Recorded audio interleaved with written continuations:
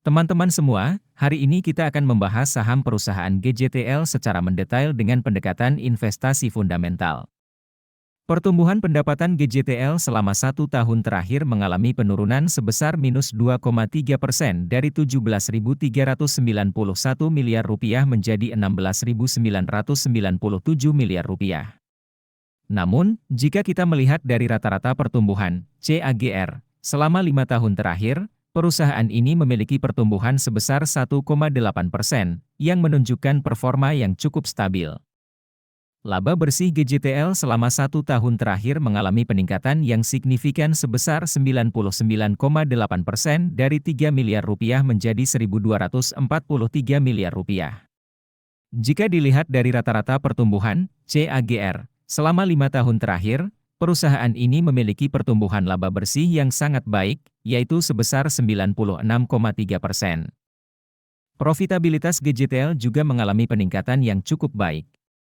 Gross profit margin meningkat dari 14,9% menjadi 22,9%, sementara net profit margin meningkat dari 0,0% menjadi 7,3%. Ini menunjukkan bahwa perusahaan mampu meningkatkan efisiensi bisnisnya. Return on Asset (ROA) GJTL meningkat dari 0,1% menjadi 6,6%, sedangkan Return on Equity (ROE) meningkat dari 0,2% menjadi 14,4%. Ini menandakan bahwa perusahaan mampu menghasilkan imbal hasil yang baik bagi para pemegang sahamnya. Ditinjau dari segi kesehatan keuangan, Debt to Equity Ratio (DER) GJTL menurun dari 0,8 kali menjadi 0,6 kali. Ini menunjukkan bahwa perusahaan memiliki struktur permodalan yang sehat, dengan tingkat utang yang rendah. Dalam kerangka investasi fundamental ala Warren Buffett, GJTL mendapatkan skor 3 dari total 6 poin.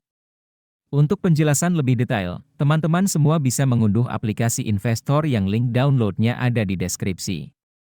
Saya harap teman-teman semua dapat memberikan komentar mengenai saham yang akan kami analisis selanjutnya. Nah, sekarang kita akan membahas tahap yang paling ditunggu-tunggu, yaitu valuasi. Valuasi adalah proses menentukan nilai wajar dari suatu saham. Margin of safety adalah selisih antara nilai wajar, fair value, dan harga pasar saham saat ini. Semakin besar margin of safety, semakin baik, karena artinya saham tersebut dibeli dengan harga yang lebih murah dari nilai wajarnya. Berdasarkan analisis price to book value, PB, band, nilai wajar, fair value, GJTL adalah Rp859. Saat ini harga saham GJTL berada pada Rp1.060, sehingga margin of safety-nya adalah minus 23,4%. Ini berarti saham GJTL saat ini diperdagangkan di atas nilai wajarnya. Berdasarkan analisis price to earnings, P, band, nilai wajar, fair value, GJTL adalah Rp4.678. Saat ini harga saham GJTL berada pada Rp1.060, sehingga margin of safety-nya adalah 77,3%. Ini berarti saham GJTL saat ini diperdagangkan jauh di bawah nilai wajarnya.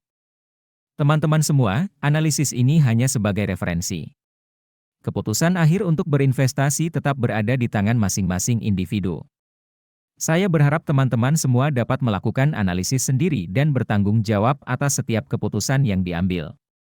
Semoga informasi ini bermanfaat. Terima kasih.